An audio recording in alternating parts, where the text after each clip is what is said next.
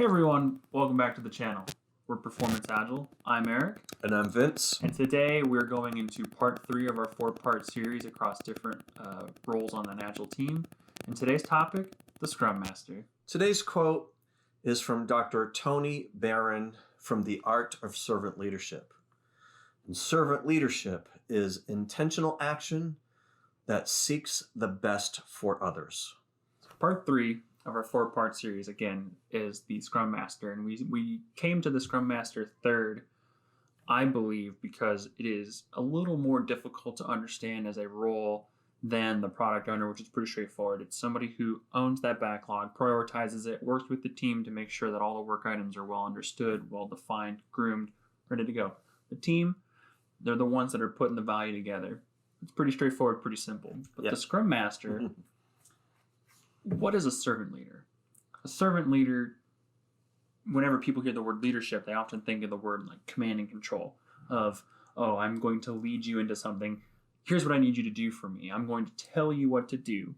Where servant leadership, another good quote could be the Kennedy quote, ask not what your country can do for you, but what you can do for your country. And that's kind of a servant leadership mindset of, I don't command and lead the team.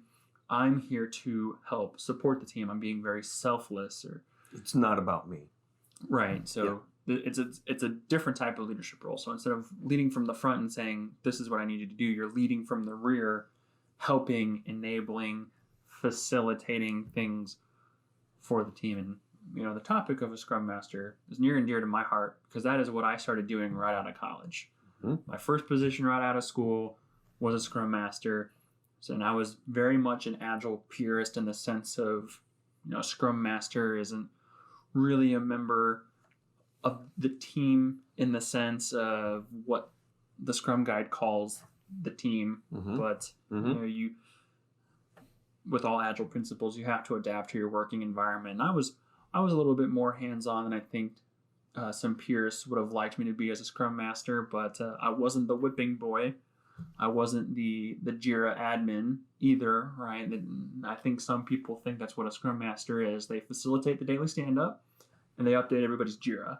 That is not true. The Scrum Master does a lot, but we don't do Jira updates.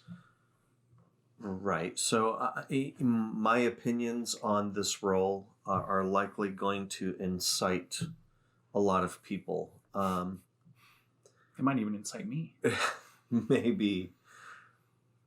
If there is a role or a function that is misunderstood, it is the role of Scrum Master. Absolutely. I have just been amazed at what people consider the role of the Scrum Master to be.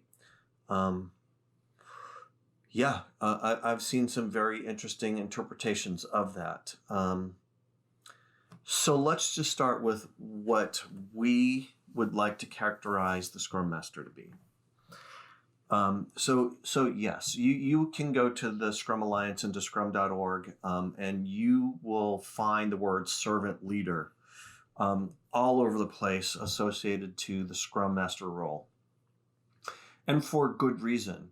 So not only is the Scrum Master role misunderstood, but leadership is also, the understanding of what leadership is also misunderstood. Throw the word servant leader in there, and that just, people's minds, right? So when you couple all that together, and yes, the Scrum Master is a servant leader, is there to help guide and facilitate and to be that mediator of conflict if and when conflict arises in the dynamics of the team or between the team and the product owner or with any of the other stakeholders. That Scrum Master is there to provide that calming, that voice of reason, that peacemaker, if you will. So yes, the Scrum Master will facilitate meetings. Oftentimes now I will see where the Scrum Master becomes by default the team admin, not the team admin.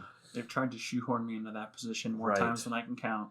Oh, Scrum Master, can you schedule us this meeting? Oh, Scrum Master, can you take these notes? Oh, Scrum Master, no. Right. Update the JIRA. Update Nope. JIRA. Can you, do all kinds of things. Can you write these stories? Can you, administrative duties. My opinion, if you need a meeting, schedule it. Pretty simple. If you're the one that's calling a meeting and you need to produce some kind of notes or minutes, you either do that or you bring somebody in to the meeting to do that for you. So this kind of non-activity is what really bothers a lot of people who are controlling the purse strings of these people.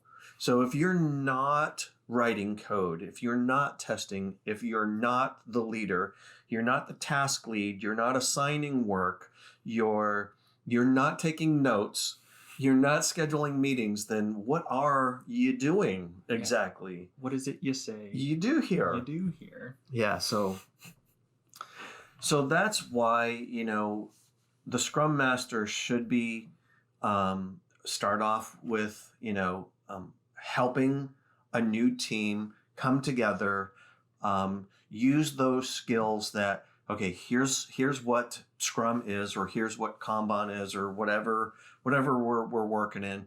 Here's what we're doing. Right. Here's how we do it. Let me show you how to write an epic and then decompose that down into stories. Let me help you do your planning. Let me help you learn these different activities, not just train you, but help you work through them in your day-to-day activities. That's your person that helps, your guide, your Agile guide, right? And I believe we talked about this in the coaching video. Mm-hmm. A Scrum Master is really just a team level coach. Exactly. And Scrum Master, when you look at the Scrum guide, it is somebody who is proficient in Scrum. Now, I think a lot of organizations and businesses at large have taken that to be somebody who is proficient in all things Agile. Right? They say whenever you see a job requisition for somebody in a Scrum Master position, it's very wide ranging. It includes Kanban, it includes DevOps or DevSecOps. It's really just gone past Scrum as a framework now. So a Scrum Master really is somebody who is knowledgeable about Agile, the principles, the values, and can work within an organization to implement whatever works best for the team. Right. So this is going out to what I have interpreted at scrum.org. The Scrum playbook, if you will, is I think those folks have alluded to that the Scrum Master has no limits in terms of who in the organization they should be interacting with. I think there are a lot of people that disagree with that, right? So let's just keep the Scrum Master for now in this discussion, not holding the Scrum Master down. I don't want to imply that, or diminish the skills or the efforts or the value that the Scrum Master provides to every team and every organization. Because yes, the Scrum Master is going to, as that team matures, is going to take on another team and help another team. So I will recommend where a Scrum Master will help work with anywhere from 1 to 4 teams, depending. I think the sweet spot for a Scrum Master is 2 to 3 at best. But some Scrum Masters who are really, really good, and some Scrum Masters who have high-performing, very mature teams can rotate around through 3 or 4 teams very successfully. So that's what a Scrum Master does with their time during the day. So yes, they might start off on one team, and it might not seem like they're doing a lot, but they're actually doing quite a lot, because it's those things that you can't really measure. It's those intangible soft skills that the Scrum Master really brings. Where do the Scrum Masters come from? Some team member, some engineer decided, I want to try that, or they were told, you're going to be the Scrum Master. You go and you take a couple of days of certified Scrum Master training, and voila. You take a 20-question test. Yeah, here you go. Congratulations, you're a bona fide Scrum Master. You want that cert to stay active? Just pay $100 every 2 years. Yeah, no, we're not knocking any organization. Just saying. Right. So it does require a little bit more training than what you get in some of these certification classes. So can anyone perform the role of Scrum Master? I guess anyone could, but this is a role that not everyone should perform. A common misconception that I see and hear a lot about is that project managers, traditional SDLC, waterfall, command and control style project managers, make a one-to-one best fit transition to a Scrum Master. Hardly ever the case. There are a few project managers who can break from their old mindset of we need dates, we need times, we need hourly estimates, we need all of these very, very strict things, and can break themselves of that mindset and say, I need to take a position of teaching, a position of education, a position of empathy. I now need to, instead of drive my MS project plan, my Gantt chart, whatever critical path that has been set forth by the PM, and they now need to say, okay, well, what can I bring to the team to make them more successful? A good example is in the Scrum Master definition. The Scrum Master says they will facilitate the Scrum ceremonies, and the Scrum ceremonies being things like the daily stand-up. But that does not mean the Scrum Master is leading the daily stand-up. That's correct. The Scrum Master is supposed to teach the team that we talked about in our last episode, so everyone who's delivering on the value, the Scrum Master is supposed to teach them, this is what a daily stand-up is. It is 15-minute time box, no more, no less. Well, could be less, but no more than 15. And you're supposed to ask the questions like, what did you do yesterday? What are you doing today? Any blockers, or some variation that gets to that point. That is widely adopted as the standard. So, right. But the Scrum Master, in terms of facilitation, when they say that facilitates that, he or she facilitates the education, the understanding, the purpose, and then the team is supposed to lead that meeting, because that is what the autonomy, like the cross-functional autonomous team, that is what they're doing. And so when you were saying that a Scrum Master rolls into a team, gets the team through like the Tuckman's 5 stages of group development, forming, norming, storming, performing, and they get to that performing stage and they understand what Scrum is, or Kanban, or DevOps, and the team knows, okay, we are responsible for our stand-ups. We are responsible for getting with the product owner to understand like what the prioritized backlog is and what these items mean. And then the Scrum Master is serving the product owner by saying, here's industry best practices. And then the Scrum Master is serving the team by saying, here's industry best practices for you. And then the Scrum Master is serving the organization by saying, here's the industry best practices, right? Right. But they don't own anything. The Scrum Master does not own anything. No. So your Scrum Master is the evangelist on best practices, on how to do these different things. The responsibility falls on the other roles. Not saying that the Scrum Master doesn't have any responsibility.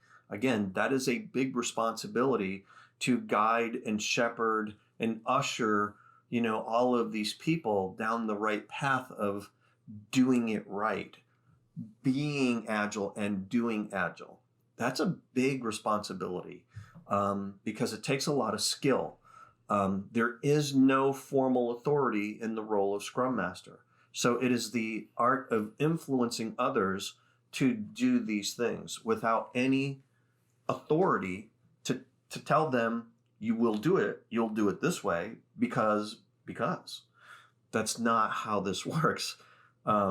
So right, it is a skill, and there is a ton of value that goes with this role and those skills.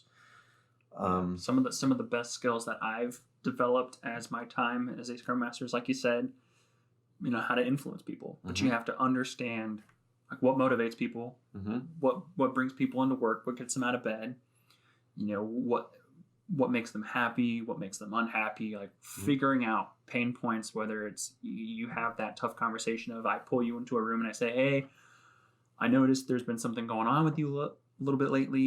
Your work's been suffering or your morale seems to be suffering. What's going on? Talk to me. And like that really gets to a lot of problems. And then, again, with the Scrum Master being a shepherd on do what's right, you can make suggestions on broken processes and on process improvements. Sure. So I've noticed that the ability to talk to people, to understand people, to be empathetic, to be selfless, because this is all about serving the team. Right? It's all about serving, right? The different people that are involved. So it's not just the team. It's who they touch as well, right? So it's everyone involved in that regard. It's not all unicorns and rainbows for the Scrum Master. It's not like, they got their feet up on the desk and it's, it's just a cake job. They'll be the first ones to identify before anyone else brings it up.